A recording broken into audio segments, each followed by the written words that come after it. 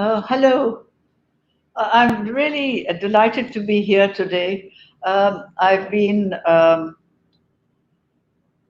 to the Karachi Literature Festival and the Islamabad Literature Festival for well, since the inception, and it's been wonderful to see the way they've grown and developed, and the way that you know they drew such wide audiences. And of course, now we have something completely new and online. And that in itself is rather exciting because you may not have the direct interaction with the audience in front of you, but actually you are reaching out beyond the auditorium, beyond even your city, to audiences in different parts of the world. And I find that extremely exciting. Um, Today we're going to, just 1 minute, I have misplaced my uh, notes on my contributors, for which I apologize. Um, so today we are going to discuss reading and writing during COVID, which and how what kind of a difference it makes and how we have all tackled it. All my panelists are from different parts of the world, or are actually speaking from different parts of the world. And I hope they will throw insights into how they and the world around them has perceives literature and writing in our age. Um, I would bring Adaf Soef is speaking from London. She is, of course, Egyptian born, as we all know. She is the recipient of many awards and honors, and her many books include the best selling The Map of Love, a novel shortlisted for the Booker Prize in 1999 and translated into more than 30 languages. Um, Another book, Cairo, A City Transformed, is a personal account of the Egyptian Revolution of 2011. She's also a political and cultural commentator. Her essay collection, Mesoterra, has been very influential, and her articles for The Guardian are published in the European and American press. In 2007, she founded the Palestinian Literature Festival, which takes place in the cities of occupied Palestine and Gaza. Out of that, she co-authored This Is Not a Border, Reportage and Reflections from the Palestinian Festival of Literature, 2017. We have Harun Khalid Akhtar. He's speaking from Karachi, as I am. He is a banker by profession and a chief compliance officer at a large Pakistani bank. He grew up in a literary environment and has written satires and essays for various newspapers, which have been collected and compiled as a book. He is the author of Melody of a Tear and Threadbare, and he is the award-winning author of his Melody of a Tear recently won the UBL Debut English Fiction Award. He is now working on a new novel. Ritu Menon is speaking to us from Delhi. She is a famous and feminist publisher, writer, reader. She has been a publisher for 40 years and has been writing for 20. But the writing would never have happened without either the feminism or the publishing, she says. Now she divides her time more or less equally between the two and has written and co-authored over half a dozen books. But she tries not to repeat a genre. She's currently working on a sort of memoir called Address Book, a memoir of the time of COVID. Okas Khwaja is in Atlanta, Georgia. He has published 4 collections of poetry, a literary travelogue about his experiences as a fellow of the University of Iowa's International Writing Program, and 2 anthologies of Pakistani English literature, comprising of work by Pakistani Anglophone, written as well as translations of poetry from Urdu and Punjabi. He was translation editor and contributor to the Modern Poetry of Pakistan, an NEA project showcasing the work of Pakistani major poets from 7 prominent language traditions. And he has guest edited a special issue on Pakistani poetry for Atlanta Review and another devoted to scholarly essays on Pakistani literature for the Journal of Commonwealth and Postcolonial Literature. Khwaja is an Ellen Douglas Leyburn Professor of English at Agnes Scott College, where he teaches courses on postcolonial literature, British Romanticism, Gothic literature, and creative writing. Welcome to all of you. Before I ask you to describe your own experience, I'm going to say briefly about my own life in COVID. Well, one of my great experience actually was online when I heard the Odyssey translated by Emily Wilson being streamlined live from a London theatre. And it was made me realize how important the oral tradition is, how it used to be so prominent in Europe and still is to a large extent in our culture, and how it can reach out to so many audiences. Another event, a live stream event that I discovered by chance actually, was Karthika Nair's poem, Until the Lions, which is based on a Mahabharata episode, and it was transmuted into a wonderful contemporary dance by Akram Khan at Sadler's Wells.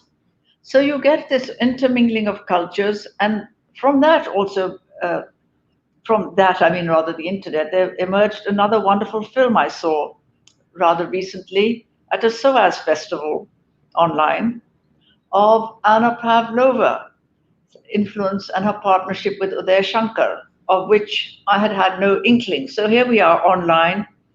We hope we'll open out new experiences. As far as my own life is concerned, I have actually all I've done the whole summer and whole of COVID is to try and work. I've been working assiduously, but I have to say and I don't know if anyone else feels this, but it's been going terribly slowly, and I don't know why, because there's been no holiday in between. Most of my reading is Pakistani English literature. What has spoken very directly to me are 2-3 kind of books. One was the one that wrote about, they were good books, mind you, but not just what they spoke about. It's about Karachi, the past and present, and it brought memories of people and memories of places. And that was one of those was H.M. Naqvi's Abdullah the Cossack, which deals with a 70-year-old man looking back on his life, and it's a kind of diary. Muneeza Shamsie is actually a memoir about her rescuing the Pioneer Bookshop, the Karachi's oldest bookshop, from being sold. And that again dwells in the history of the area and the city. I was very fascinated by Uzma Aslam Khan's The Miraculous Tale of Nomi Ali, which is set in the Andaman Islands, a penal colony during colonial times, and I hadn't really given it much thought. And one of the great things about that, it describes the British and Japanese occupation. But when you're sort of in COVID, and sometimes you're filled with despair and you're locked in, you read this book about people who struggle against such heavy odds, and yet they never lose hope, and yet they kind of survive. And I thought that was really rather interesting. In a completely different way, there's 99 Nights at Logar by Jamil Jan Kuchai, who's of Afghan origin, born in a Pakistani in Peshawar.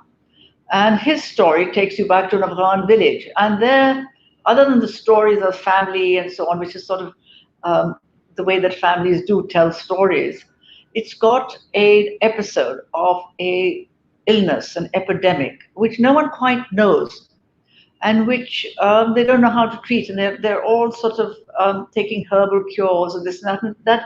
That has an interesting echo with our pandemic, and it also made me realize of how lucky we are that we don't have pandemics to live with all the time. Ghalib lived through four, I discovered, including smallpox and cholera, and sadly lost his adopted son, Zainul Abidin, in one such pandemic. So, reading in a way has made one look at the world and at ourselves in a very different world, in a very different way. And I'd now like to ask my panelists on how they have been reading and writing and what they've been feeling during COVID. And I'm going to begin with Bakas Khwaja, who has also written a poem on the subject. Bakas, can you? Yeah, thank you very much, Muneeza. Really a privilege to be on this panel with all the distinguished writers that are here. And I will say this, that like everyone else, I too am sort of grappling with the kind of life that we have been compelled to lead under this situation, a rather unsettling situation of the pandemic. But I also believe that different versions of the pandemic have always been with us, are always with us. And among them, of course, is racism. Among them, of course, is colonialism. Among them, of course, is sexism. And we can go on with this. Classism is also there. So I don't want to just sort of name names or labels there, but these are as vicious and as destructive and as much the cause of human misery as this particular pandemic has been, though this has entailed a different kind of a lifestyle for us. And I think there's an opportunity there for us to perhaps think about it in isolation, in solitude, which writers, I suppose, value particularly because it does allow them to think through things. And this is partly what I've done too. I've written not one, but several poems in response to this. And one of these poems that, Muneeza, you're referencing is the one that has recently been published in the Penguin anthology that was brought out in India, Singing in the Dark. And I'll share some portions of that poem with you and our audience. But I do want to mention the kind of reading that I've been doing apart from the teaching that I've been doing online, which is all business, all activity has been moved to online.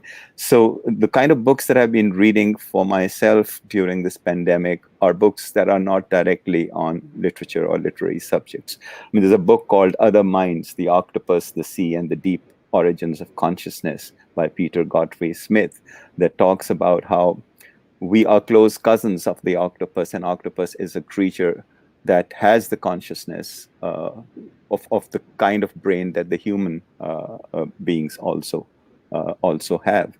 And then a wonderful book called The Desert Notebooks by Ben Ehrenreich. It's called, as I said, The Desert Notebook, a roadmap for the end of time, which also deals with this idea of the pandemic and how our lives have changed in these pandemic times. Deaf Republic by Elia Kaminsky is the book of poems that I read that I was greatly moved by. And it is about military occupation and persecution in a Russian city. Where a deaf child is killed for not responding to a soldier's orders. The soldier, of course, not knowing that he's deaf, and it starts an insurrection. A very moving set of poems that he wrote. So if I may at this point just transition into reading some portions of my own poem, I will do that straight away. It is a longish poem, so what I'm doing is I'm reading little excerpts from the several parts that it has. It is in 4 parts, but I'm going to be reading brief excerpts from the first 2, and perhaps I can read the third part in its entirety. So the first one, the first part here, this is how it starts. It's called On the Second Day. On the second day, I had it all worked out, except I was not able to distinguish darkness from light when I stepped into the backyard, stirring already with commotion. I'm going to transition to the digital text to see if I can read it better there. Nobody would know we are in a lockdown here. She and I, just the two of us, together from as long as it seems the beginning of all time, the end of it.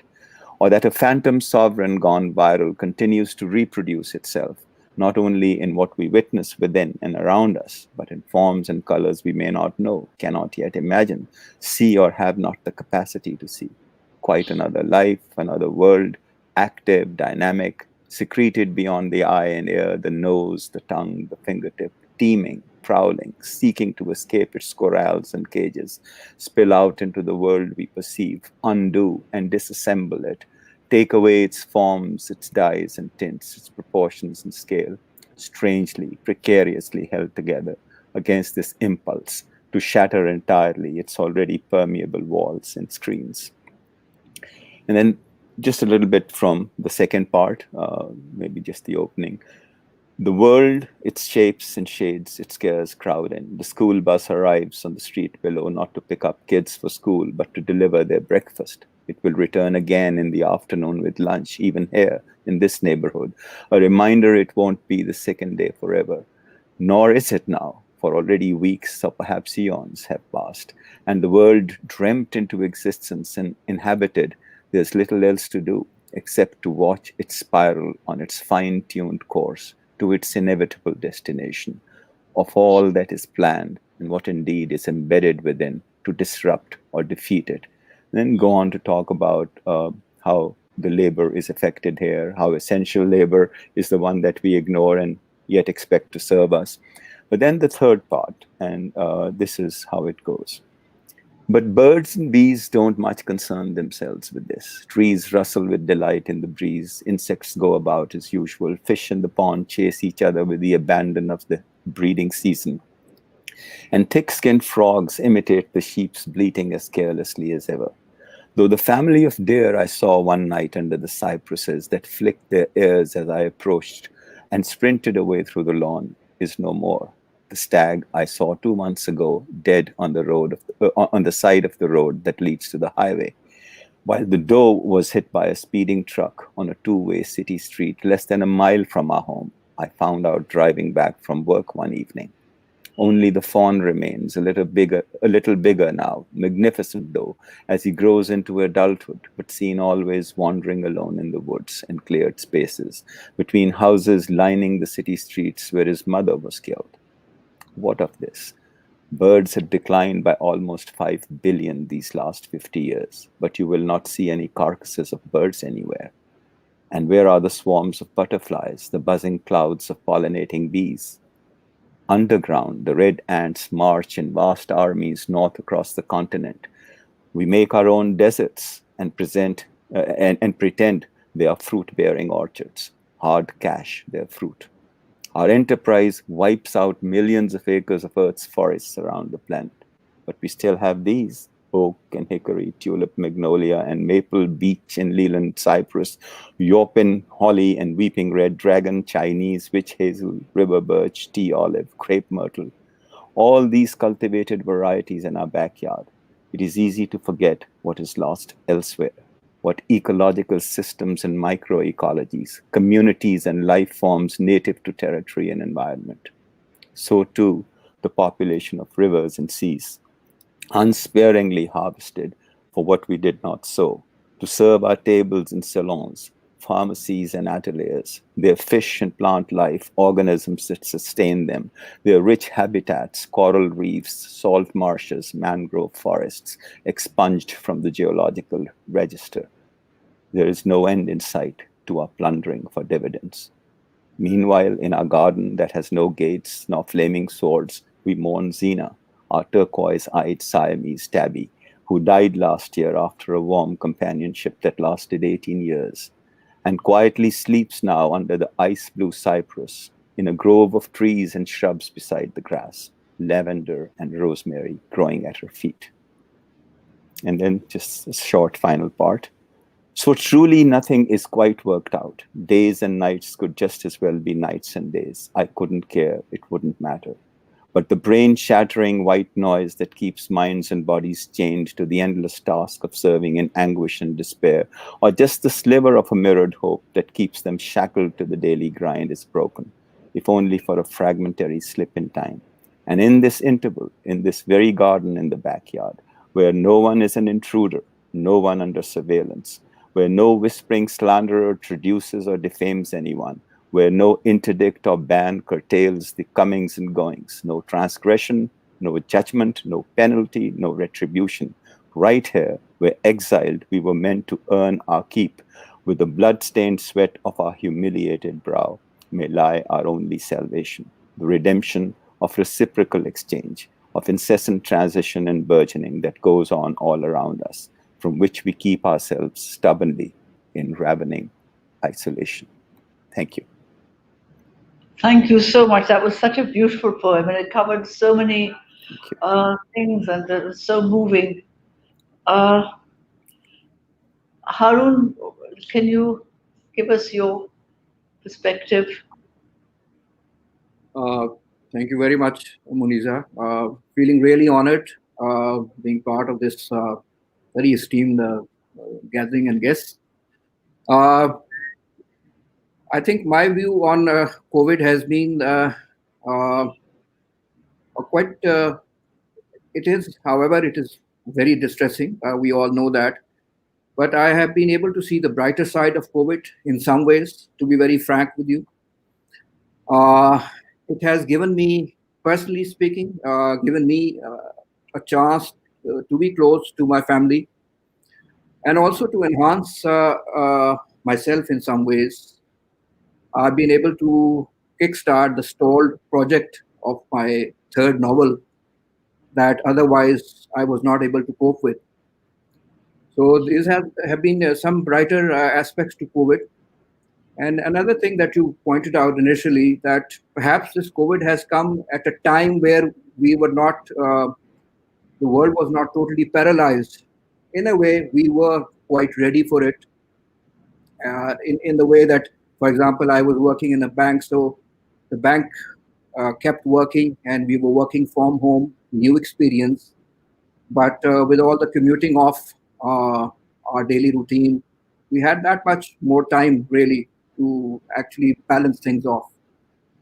Uh, as Wakas rightly said, that even before COVID, there has always been COVID happening in bits, in pockets, and in the heads of people. So one of the characters that I have in my novel Melody of a Tear is Zara, and she is also kind of locked up. Her emotions and her tears are all locked up within her. So I just like to read this couple of passages from the novel itself. Uh, she has become suicide prone, and these are her thoughts on supposedly her last day. So this is Zara. In matters of private suicide, a woman in particular is really her own advisor, from planning to execution. Unlike a would be bride seeking wedding day perfections, she can't consult anyone on the finer details of the big occasion and on its complex selection dilemmas, such as choosing between formal and casual wear for the limp body that the woman will leave behind, or picking apt words and tone for the explanatory note that she may consider placing on her pillow, or even finalizing the saddest shade of lipstick. In my case, a chic, low neck attire and some loud lipstick is in order to make me appear a complete woman. At least, at last, unconflicted and easy on the eye, truly dressed to kill. A tidy end at least, a curing death to a diseased existence, they would murmur. On the flip side, such bold choices may offend some hard nosed relatives who believe death must remain a somber affair. Pleasing everybody is tough, especially in demise. In her simple heart, Mama must have been convinced that the new brand of spices in the food caused me to become suicidal. And if not the spices, then definitely her negligence to open my room's windows. Always quick to assume blame for everything that went awry in the family. She had managed to look like an octogenarian, but mercifully, dementia was setting in, that divine gift that sucked away worry, replacing it with a benign deja vu. Sadly, it required loads of living. It had to be earned. Thank Thank you you. very much. Thank you. So it's a lovely book, and it's such a moving book. Thank you.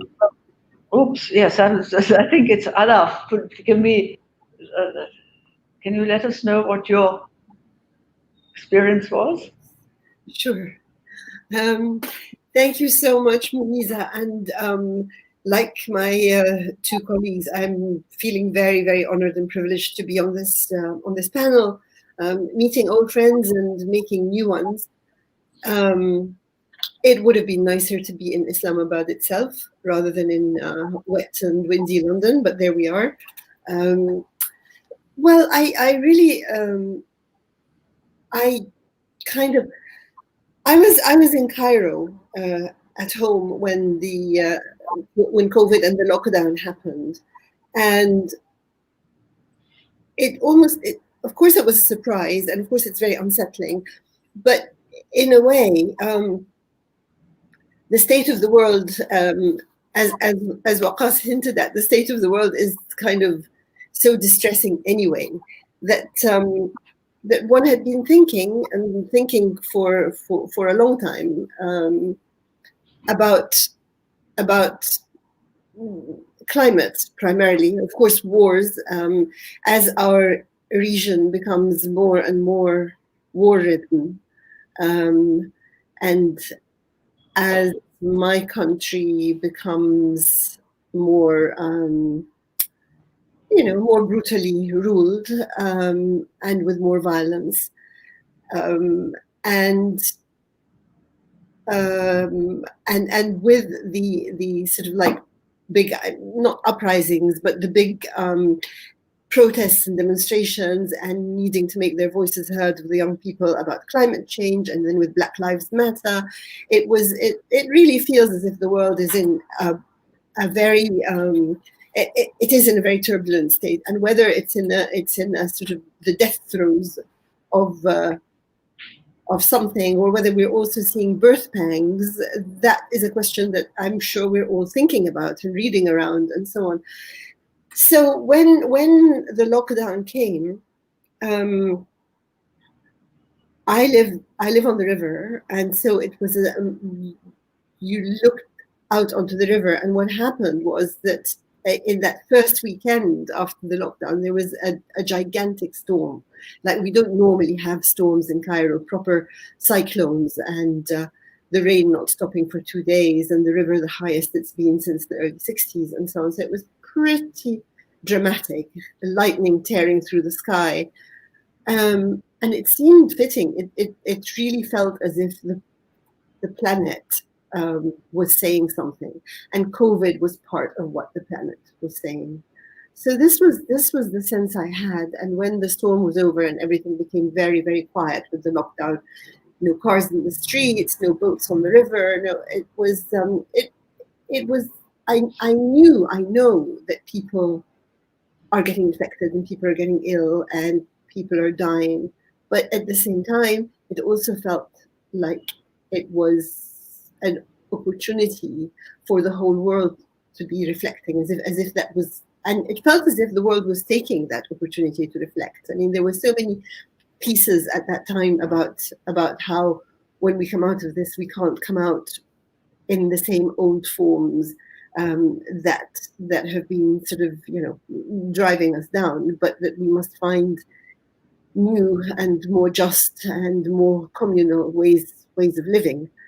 So that's really what I've been thinking about. I think something that very much contributed to that was that because of COVID, and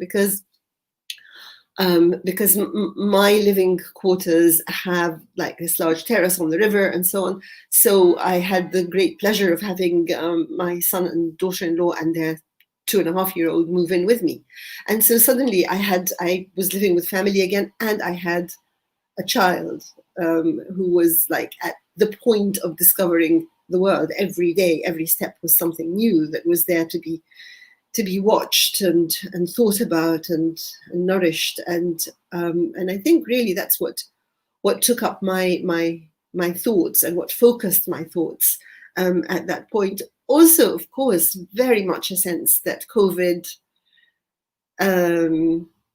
brought out even more starkly the inequalities in the world, the inequalities between countries and the inequalities within each country. So whereas people like me were able to stay at home under circumstances that were not really so different from their normal circumstances and spend time reflecting and contemplating and so on, there were people who, if they didn't work day, they were not going to eat that night, and worse, not going to feed their children. And of course, we saw the huge, the marches in India where people had to sort of suddenly try and get home, walking hundreds of miles. And so I really had a sense that what we were seeing and what we were being made to perceive through COVID-19 was like the sharp point of a lesson that we should have been looking at and learning anyway, and that this was going to have to be our opportunity to try and do that. So that's what I've been thinking. I think that that in a way poetry is probably a lot more responsive to major events, whether catastrophic or joyous, really. And listening to Waqas and his poem, I mean, you could really feel that it is saying something. It's speaking out of this communal experience, and it's finding something very specific and yet very universal to say about it. I don't know that fiction can do that. And Haroon's piece, I understand, was before COVID anyway. And I think fiction takes a longer time to kind of, process things, and maybe it never processes that sort of thing as well as poetry does. So I haven't really been even reading fiction. I've been reading things that are to do with the state of the world. Like, for example, I've been reading a pre-publication copy of a book called Womansplaining, which is about feminism and activism and sort of trying to draw lines between the beginnings of feminism in Pakistan and what's happening now. So I'm just reading articles and books and blogs and posts about what's happening in the world, in the normal everyday world in which we live, with its struggles and its injustices and also its happinesses, and watching my grandson and thinking about that. And I've started going back into fiction for the first time in a very, very long time, hoping that is something, that I'll be able to work through this to produce something. In fact, I've actually started something that looks promising, but without passages that I can read. Well, thank you very much, Adab. That's really interesting. I love the way that everyone's sort of ideas are kind of linking up, and it's what's your experience? What? I think you want to talk about public. I hope I can be heard. Yes, of course you can. Yes, I think so. Because I'm not able to hear everyone fully, so I'm just hoping that my whatever I have to say gets communicated. Well, of course, I agree with everybody what Waqas Sahib said, and Adaf, and the state of the world, and my God, the state of our country. It sort of leaves one speechless at times, and yet, as Adaf said, for those of us who are fortunate to have our circumstances more or less the same, although not quite, I have to say that sense of impermanence now, that sense of anxiety is ever present.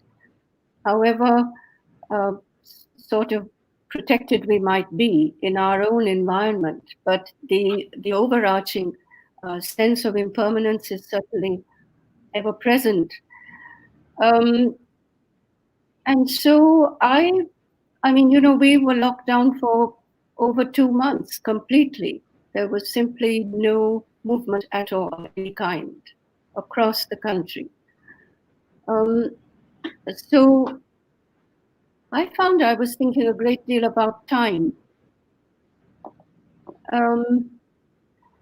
And time at many levels, in many registers, present time, past time, of course, but the fact that it was elastic now because we were all in lockdown and there was nothing really that we could do about it, and so we were immobilized in a particular way. And so one day was exactly like the next. And at another level, it seemed to me that time had collapsed on itself. So there was no way of knowing what the next week or two would bring. There was no way of knowing, for example, in my kind of work, whether we would be able to produce the books we had planned. Would we be able to predict anything at all? And then because this virus or this pandemic is so protracted and seems to be going on for such a very long time, the future itself seemed to hover somewhere in the very distant, on a very distant horizon. So anyhow, I mean, all that continues. Time is still a very, very significant part of my thinking and reflecting, not in a very profound way, but certainly in a very present way. But what I started to do, or what I was doing, was to read every single thing that was being written that I could lay my hands on COVID, and that depressed me enormously. And so I thought, I'm going to go as far away from this as I can while still continuing to follow it all. And so I started reading a lot of books on my bookshelf, which I had read many, many years ago, and which I went back to. So Muriel Spark and Gertrude Stein and Penelope Fitzgerald and a whole lot of writers whose lives seemed blissfully removed from where I was and where we were, and which seemed really incredibly normal. And I thought, what am I going to do work-wise? Where is it going to lead me? And because that seemed to be a very big question mark, I started wondering about all my other colleagues across the world, publishers, and I began to think that this was an opportunity for me to somehow connect with them, maybe not directly, but through the 30 years or the 35 years that we've been working together in an activity that represented, in my view, in my experience certainly, a very genuine internationalism. Not the kind of fake multinationalism that we see around us today, but a very genuine internationalism, which we all call publishing for social change. We were all politically engaged. We were all professionally committed. We were all personally involved in movements, in activism, in resistance of all kinds, in protests, in a kind of hopefulness that we brought to the work that we were doing. And so as I was leafing through my address book of all those years, I realized that I had a sort of personalized history of this publishing that I had been very privileged to be part of. And so I started writing about it. And it just continued from there. I mean, it is to do what connects it are the books that we did, that other people did, the publishers we worked with across Europe, across the US, across South Asia, across parts of Africa, across West Asia. And I thought this was very restorative. It was a kind of regeneration, if you like, at a very difficult time. at a very sort of conflicted time for all the reasons that everyone has mentioned, but also because all of us are seeing a very dark tunnel and we're not quite sure whether we can see the light at the end of that tunnel. But somehow being able to recall and recover a time, as I said, of great solidarity and great hope sort of restores me, has restored me. And in that sense, I think it is a wonderfully therapeutic, has been a wonderfully therapeutic activity. So I'm glad that I was able to do it, even though it's been a time of great unsettlement. But in this way, through words, and words are our currency after all. So through words, been able to restore some of that equilibrium, which is what I think has been so hard to find. That's it. Thank you so much. That was so. Have we got any questions or not? I would like to take any questions. If anyone has some, can you post them? Otherwise, I'm going to actually ask. I'll start. I ask the panel with something where I kind of begin with. Is the role of the oral narrative? I mean, where books are not available, you're watching online. Is there a sort of is the oral narrative or the audiobooks, is that become a feasibility? Is that something of the future, or is it not really going to catch on? Or does anyone listen to audiobooks or? One of the very interesting things that has happened in India is there's been a huge kind of development of audiobooks, particularly for children. Not so much for adults, but at the time, because of the fact that schools were closed and parents were working from home and children were home all the time, there's been a resurgence, or shall I say a new development of audiobooks for children. This has been very, very successful and is very hopeful for I mean, it's not something that we've had for adults. And I think it's going to be a while before that happens. But in children's books, yes, it's been very encouraging. Oh, well, that's nice to know. I have a question here from Dr. Iftikhar Malik, who says, how would this primacy of science impact the humanities, including literary pursuits? How does the primacy of science impact humanities, including literary pursuits? Okay. Well, may I take this question? Yes, please do. So what we have seen in the last several years is this idea that somehow the STEM subjects are so different from humanities and arts. They are the ones that are funded, they are the ones that are important for our lives, and they are the ones that make real contributions to the advancement and comfort that we all crave for, and so on. And we have seen what a mess the world has been made of as a result of that.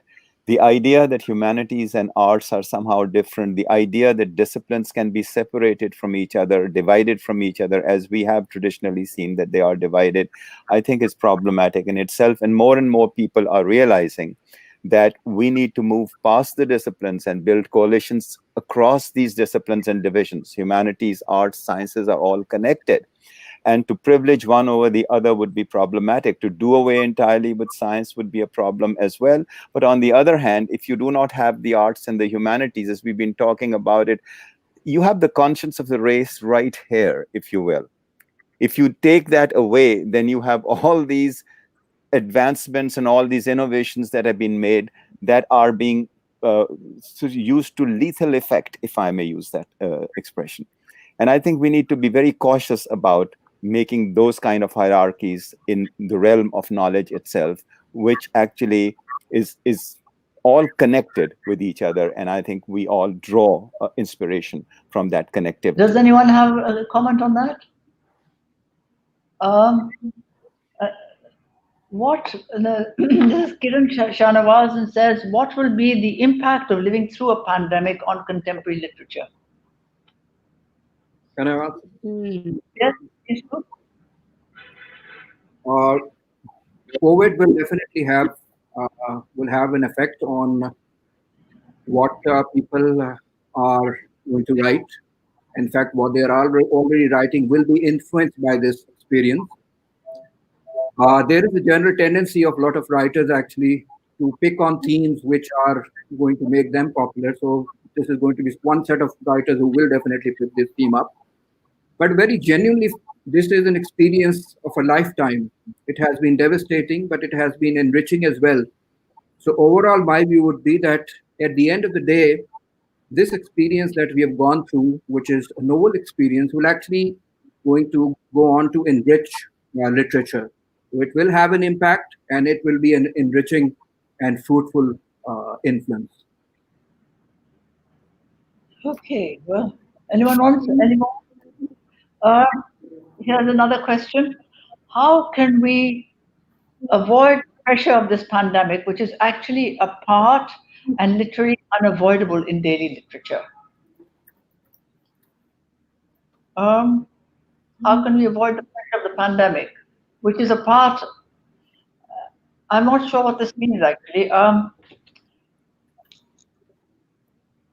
I mean, do we want to avoid the pressure of the pandemic or any pandemic for that matter? I think I would very respectfully raise that issue, because I'll go back to this idea. We have faced situations over and over again. I was mentioning in the private chat about Cairo that I've been reading, and we remember that was sold to us as Arab Spring by the very people who are also manipulating it at the same time.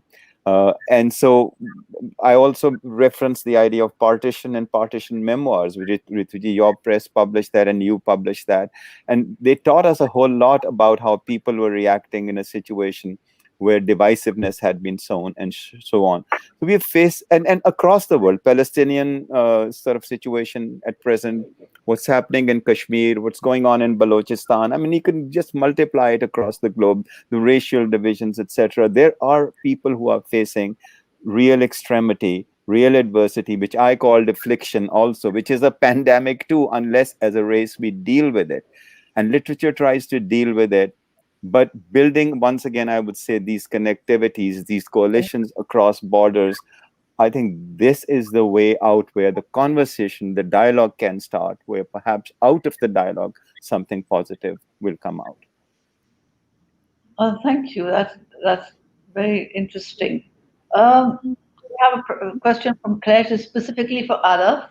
I think, can you see it? Since you mentioned the forthcoming book, Women Splashing, please could the panelists talk about the experience of women in the pandemic and in their writing? The experience of women in the pandemic in your writing, and specifically Ada. Well, I think she actually asks for all the panelists. She does. She mentioned. Well, I mean, I think it's probably true to say that women kind of like when there is a crisis, then and of course the crisis always hits the economically disadvantaged more than the privileged, and it happens then that women bear more of the brunt of what's happening. So I think really, I mean, it's really too soon to talk about the experiences of women in writing in the pandemic. But from what I see around me, from the stories, as I say, of the less privileged sectors of society, it's a particularly hard time for women. I would think so. Yeah. Does anyone have anything to say on that? I think, some of the things that have been coming out. First of all, I think that it's going to be a good long while before we get anything literary coming out of this particular period of time, because it takes a very long time for it to be absorbed and then for it to be expressed, at least in fiction, unlike poetry. But I think that distinction we all understand. And I also think it's going to be coming from a very different kind of place and from a very different kind of experience. And there, I think, Muneeza, your point about the oral narrative is actually quite significant, because that's where I think writers are going to have to look and work collaboratively with people in order to communicate some of this, some of the significance of this time that we are going through. Some of what has emerged here is, of course, the very high rates of depression and mental anxiety among women. This is not part of literature yet, but it will be. It will happen, and the sort of the indications are that it is among the younger women that this is much more present. Now, I think that this whole business of the generational sort of encounter with COVID is something we just haven't understood. We have understood only the pathology of it, somewhat. That the elderly are more vulnerable, or the one, I hate those words, but there they are, comorbidity and so on and so forth. What we don't know yet is the other effects on younger people and the very high levels of stress. For instance, in publishing, among the publishers here, everyone is working from home, or at least mainly from home, except for those who are in production and they have to deal with presses and so on. Okay, but the entire creative part, the editorial part, is all being done from home. A lot of the young editors and young staff are reporting enormous levels of stress because the workday never ends. Now, if you're a young woman and you're working from home and you have a young child or children, you never exit that space. You don't exit the domestic space at all, which you were doing when you were going to a physically different place to work. That place, that exit is no longer available to you. So you're 24 hours on call work and you're 24 hours on call for domestic responsibilities. It's having an enormous impact in terms of levels of stress. This is only beginning to emerge. It hasn't yet been, and as I said, it will take a good long while before it sort of is translated into any kind of writing. And I suspect that the writing we will get will be non-fiction, more than fiction, or it'll be oral. It's too early now. It's too early. There have been quickies, but they're just that quickies. They're completely perishable. No one will look at them again. But I think what will survive and what will endure in terms of writing will be what we get a year from now, 2 years from now, when that experience has been absorbed, and when we find a new kind of writing to express it. I don't think we have that vocabulary yet. I really don't think we have it. Except perhaps in poetry, maybe in film, I don't know. But I'm not sure we have the vocabulary yet for this. That kind of runs in. It's just. If I may say a couple of things here, if you don't mind, because this is something that we're witnessing in America. One thing, the rate of domestic violence has gone up exponentially in the United States. Of course. Yeah. And secondly, I think that is, I think, very important. The idea that women and men are now forced to have children at home. If they are being taught online, then they're supposed to monitor their children. They're not used to that. Parenting is a lost art. So I think this is something to factor into this as well. It's not part-time parenting anymore. They are now required to do that regularly. And so they have to reassess and reimagine their roles in the domestic sphere. And finally, the idea that at Agnes Scott, I teach at a liberal arts college for women. And so we've found our students writing for years in creative writing, writing for years what we would call dystopian fiction. Fiction about disasters, about failure. And there you have it. And young women have already sort of imagined and already sensitized themselves to the kind of world they are facing and are writing about it. And people wouldn't understand what is going on here. But this is where it comes from. Or even fantasy fiction, which is also dystopian fiction, comes from the same source. So I think there is something going on there as far as women are concerned, which both Adav and Ritu, you have mentioned. It is going to take time to sort of fructify finally, but it is already in the process. Can I just interrupt, because we're running out of time, and there's one last question which kind of runs into all this. It's a kind of and this is Taha Kehar, and he says, do you believe the pandemic will revive interest in genres that have been otherwise ignored commercially? Can you all give us a quick answer to that? Well, many more people are listening to podcasts. We should hope that happens. We should hope that happens. Any more? I think dystopian fantasy, dystopian fiction would be more common for a while, certainly. Okay, do you think anything else? Yeah, I think generally speaking, any original story has to come out. So this will have an effect. COVID will have an effect because there are a lot of people who will be actually thinking inwards, and a lot of introspection will be going on. So, but not particularly, this will not have an effect really that something new will come out, maybe new experiences will come out.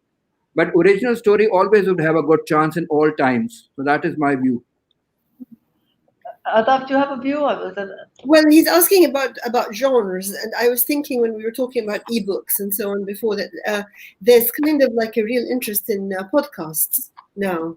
It was happening before COVID, but it has kind of become more and more. And practically everybody I know is listening to podcasts now, and it makes sense because you know it's like old style broadcasting, except of course it's individual and free and so on.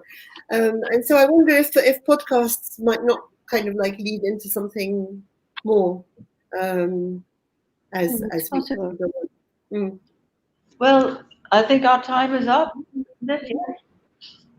Time is up, yes.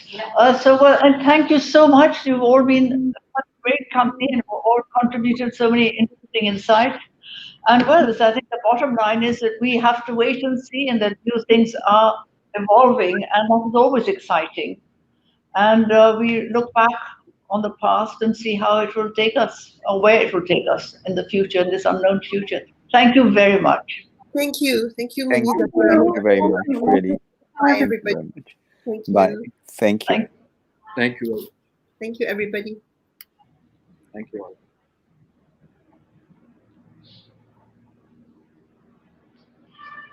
Are we off?